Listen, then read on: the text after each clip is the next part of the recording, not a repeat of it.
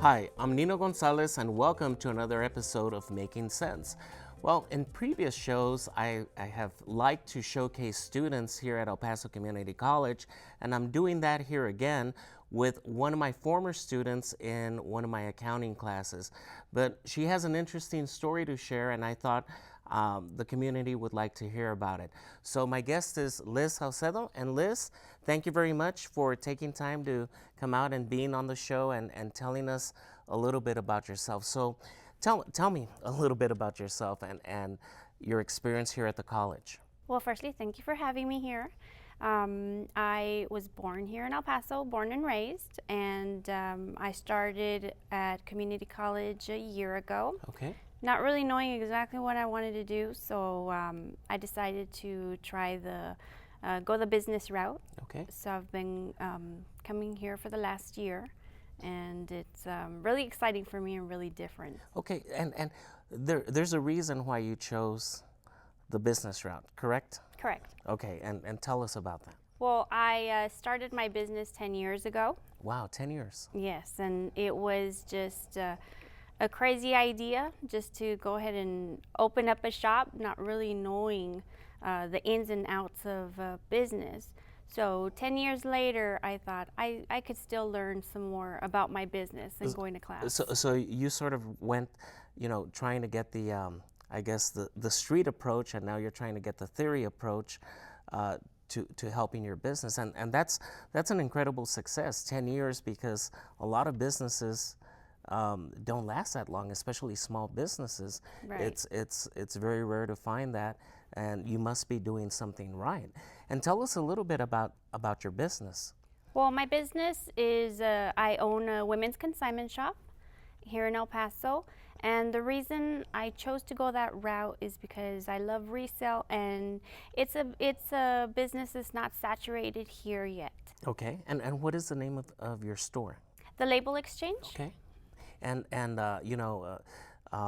my wife has gone there, and she loves the store, and I know some of our crew members here at the station have gone there, and they like your store. Mm-hmm. Tell me, how does it work, and what type of items you carry?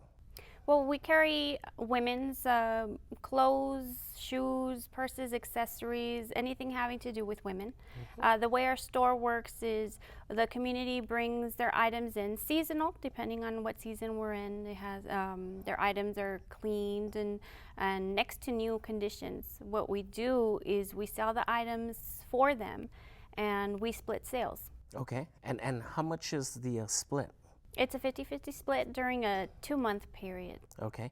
So, and do you help them, like if they bring, for example, some items, and you sort of know what might sell and what might not? Yes, right. When they come in, we review the items that they bring in just to make sure it's something that our customers are looking for any imperfections in the items. At that moment, we can return what we cannot take, and then create a list of what they did bring to us and what we will be selling for them. And where did you get the idea to start a business like this here in El Paso?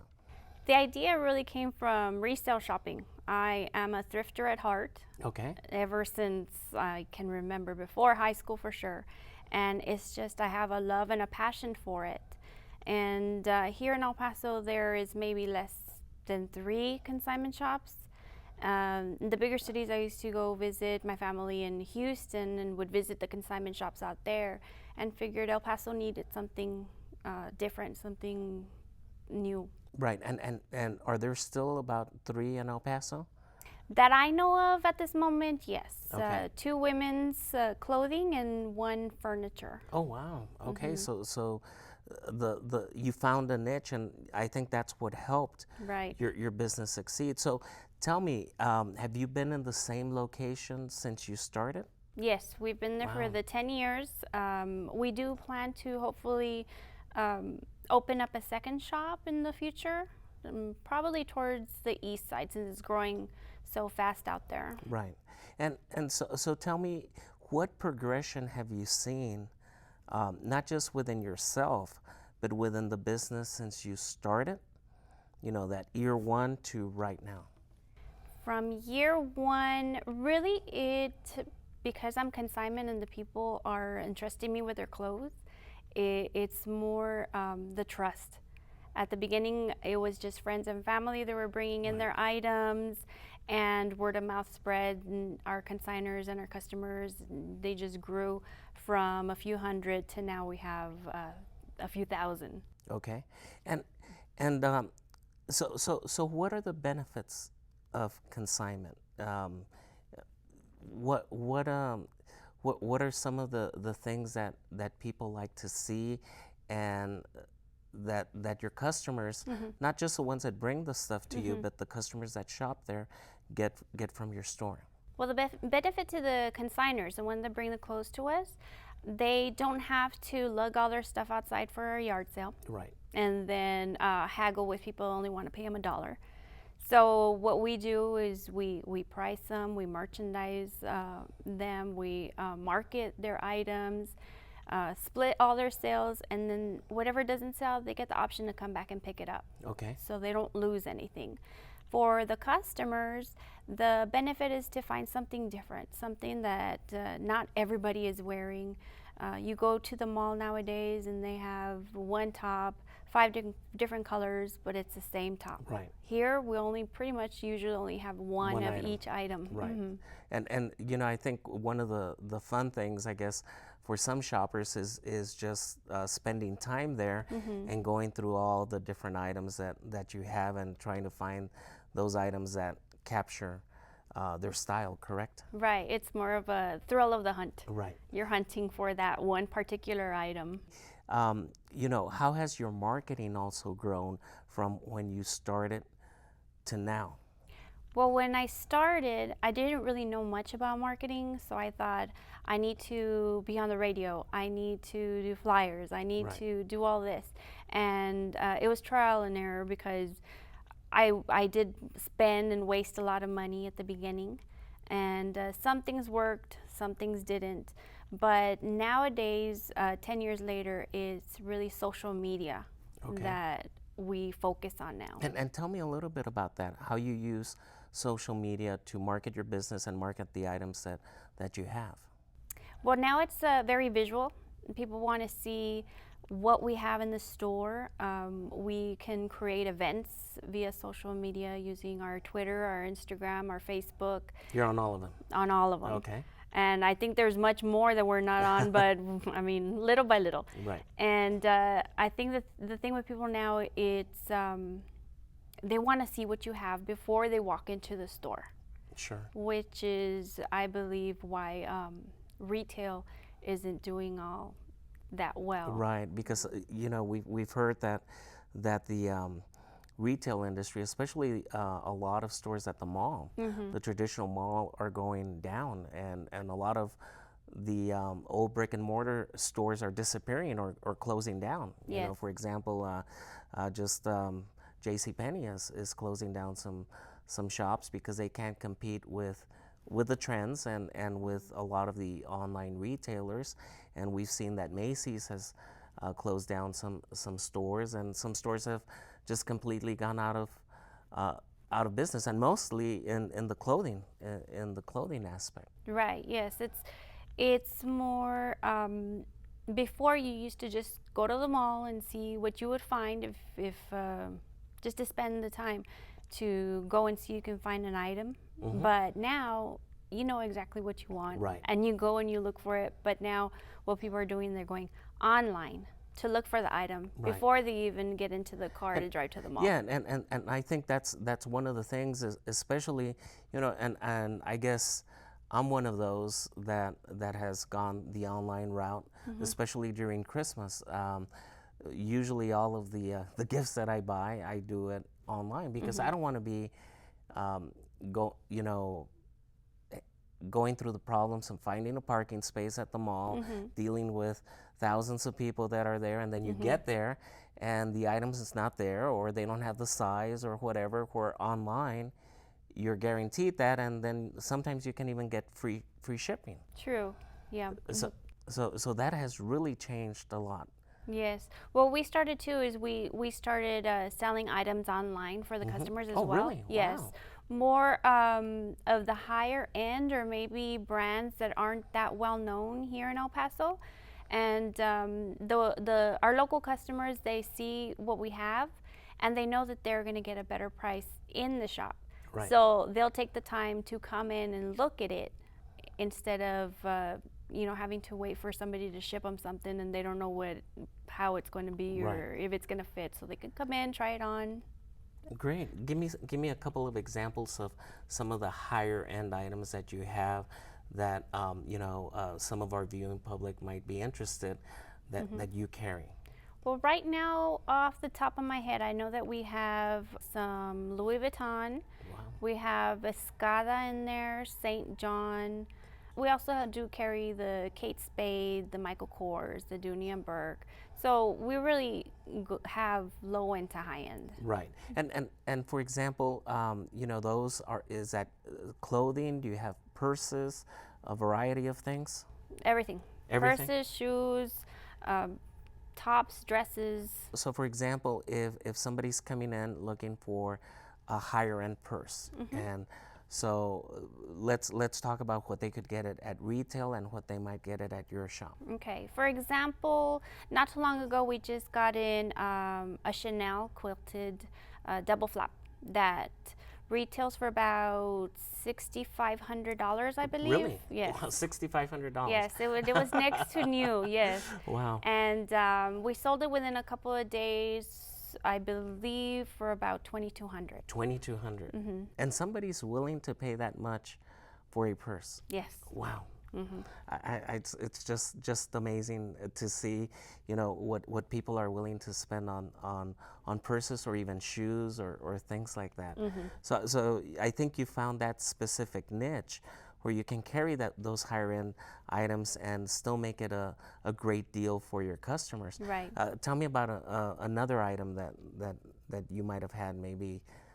Let me see. We do carry vintage. Okay. So I know that we've had some vintage. Right now we have a lot of people looking for the 1920s look. So we have had the beaded fringed vintage dresses, and those are really hard to find. Right. If you go to a vintage shop that is strictly vintage, I'm pretty sure there'll be about maybe $350, and here in the shop it'll be about $50. Oh wow! And you also have events to attract people in. For example, I think I subscribe to your email thing, and you offer like a Mimosa Saturday or something like that, right?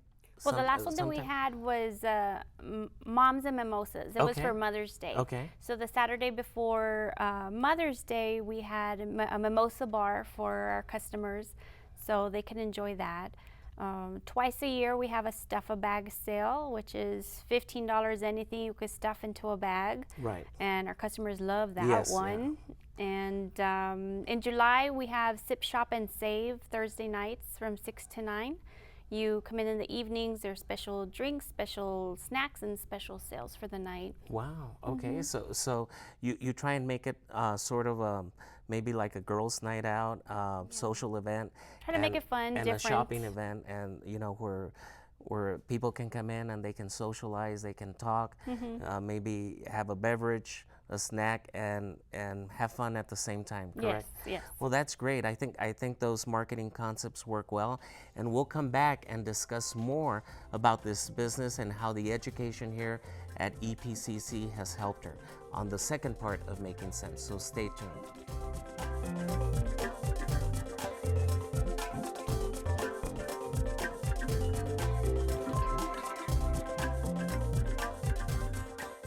Welcome to the second half of Making Sense, and my guest is Liz Saucedo, who is the owner of the Label Exchange, a consignment women's shop here in El Paso, and we've been discussing about her success over 10 years, is that correct? And how she started the business with basically no business knowledge and went probably through some trial and error and seeing what worked, and one of the success stories of small businesses that has survived and hopefully will continue to grow. And we were talking about social media and how you've really have taken that on to help you and to market the items that you sell. So, as I was talking to you and you were a student in two of my accounting classes, you came in basically with no business knowledge other than what you did in business, correct? Right, correct. What made you decide to now come to community college and try and get some of that business background to help your business? Well, one of the reasons I decided to start school is because I knew that I didn't know much about my numbers. Okay. And all I would do is at the end of the year pack all my stuff up and hand it over to my accountant blindly, Right. not knowing. In a shoebox or something like Yes, that. here you go. You figure it out. All right. And it's something that I wanted to know more about. Right. Pretty much. And what are some of the things that you've learned here at El Paso Community College that you're saying, oh, well, I guess I was doing that right, or maybe I was doing that wrong? Well, one of the biggest things for me at the very beginning was my property taxes. Okay. I figured, oh, well, this isn't my property, so I don't need to pay it. Right. So it's one of the things from the very beginning that I did wrong. So Right. I figured, okay, they're just giving me this amount. And Yeah, because they give you a property valuation for Right. it. But I think somewhere in there it says something about consignment, doesn't it? It does, but I just kind of continue my business. All right. Okay. So I learned really fast. I had to get that done. Right. And because you start getting interest and Penalties and penalties, stuff like that. and I thought, well, this isn't my property. I don't know it. I don't need to pay it. So And nobody told you. and nobody told me. Okay. Who was going to tell me? Okay. But so it's just little things like that that I went through, and not knowing. Right. It's very difficult and frustrating when you don't know something and don't know who to ask. Right. So And, that's and, why I and wanted how, to come. how have the courses helped you that you've taken in business here to apply that knowledge at your business? Well, I think your course has helped me the most. Okay. Well, that's good to hear. Yes, with how to figure my cost of goods sold and my inventory, and just with depreciation. Wow. Is just things that I would never thought about. No, I would never think of. And I know that one of the concepts that we discussed in the course was break even, which is very important for any type of business, is trying to know that break even point. And, I always like to have people in my course, sometimes it doesn't happen, but that have experience Right. and how they do it and so forth. And when I incorporate your experience in trying to figure out how you figured out that break even, and because a lot of students don't know that businesses have to sell so much every day in Right. order to cover their costs. Right. And then once they meet that break even, then that's profit. Right. And with me, since it varies, since I'm consignment, Right. I split my sales. So right away, half of that is gone. Right. But as we know, since that is a variable cost, Right. because that's going to vary with how many items come in and your sales. Right. But there are some costs that are fixed, Correct. which are going to stay there regardless of the items that you sold. And Yes. so you were telling me, or you were telling the class how you actually calculated your break even, correct? Correct. I had to go and figure out every single thing that I paid. I did it in a monthly. Yeah. So every single thing that I paid and what I owed, and so I can figure out exactly How much this is you how needed much to I sell. need to sell to pay the bills. Wow. And you really didn't know about that concept until you came into class, right? And Right, you figured out what was break even. And have you made some adjustments to that based on what you've learned? That maybe there were some items you might not have been considering?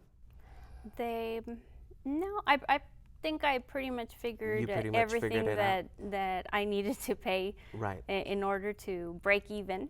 But at the point when I did my calculations, and it was before I even started school, I didn't know that it was It was called a break-even. It was called a break-even point. Or- I or just know about- it's like I need this. Or you didn't know about variable cost or fixed cost, No. or mixed cost. You know, the mixed costs are the ones that are both variable and fixed. Right. No, I didn't know anything about that. But then when started going through the class, and I'm like, oh, this is this and this is that. So And how about payroll?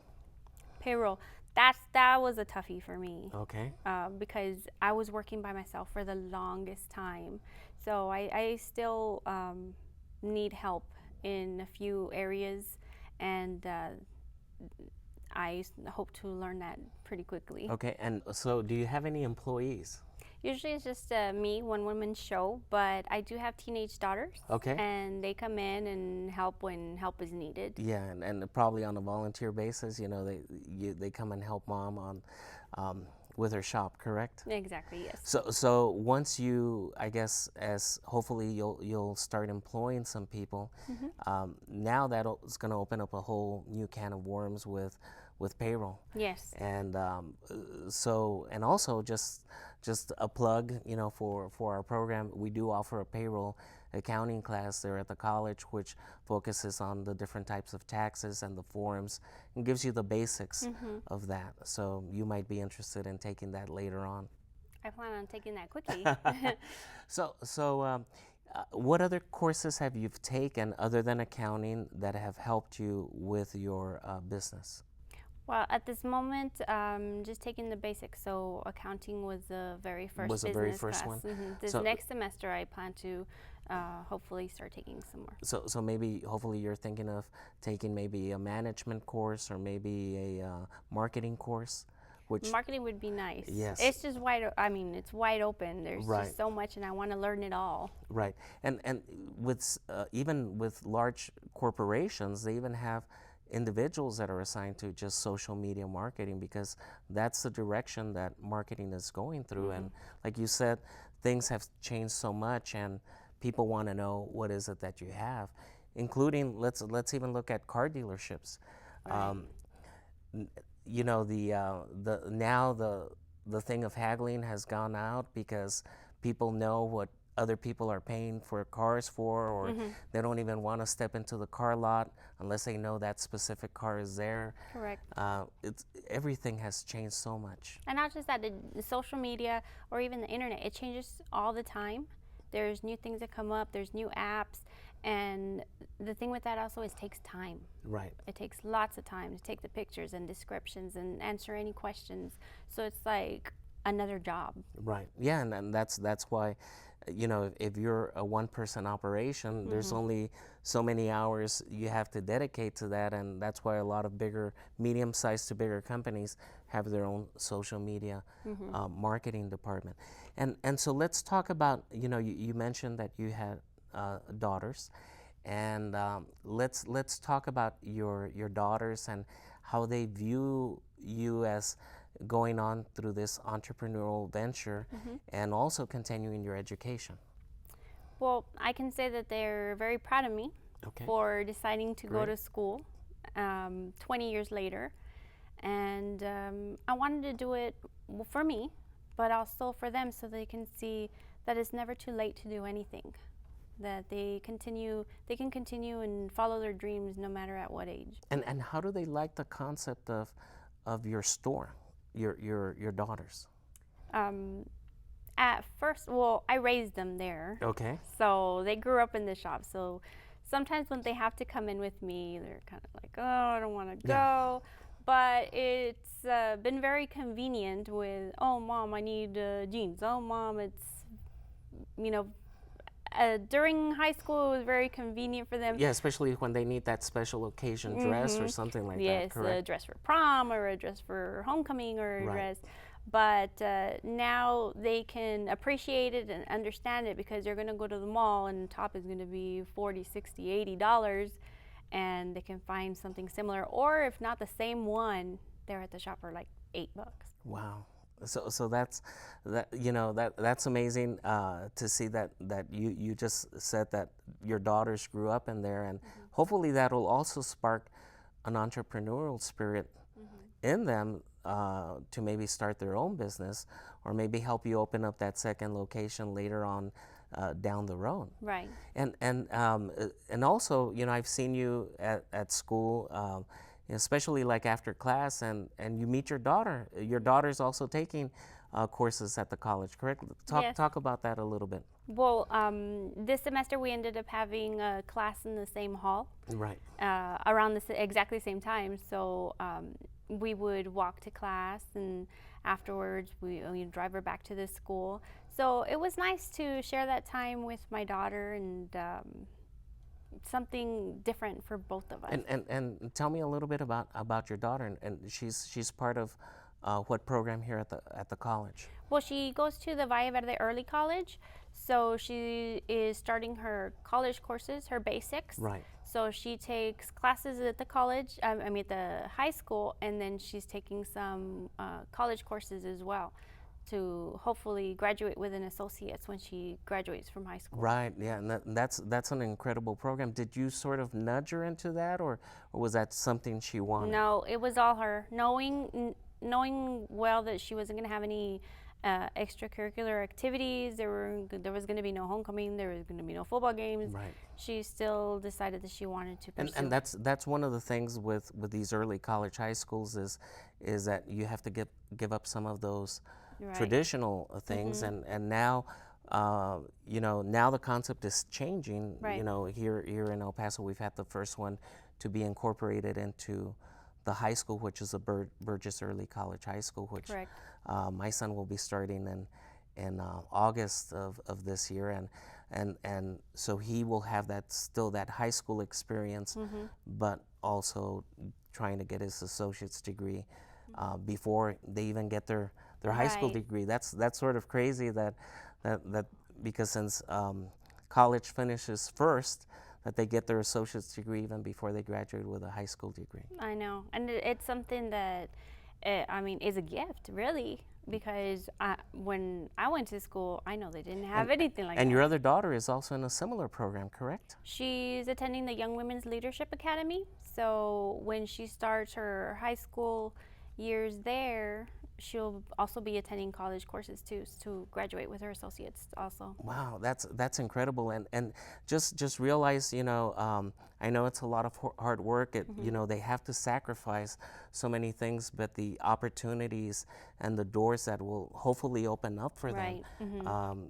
And it's sometimes we just see what's happening now, and we don't see what's might come into the future. Right.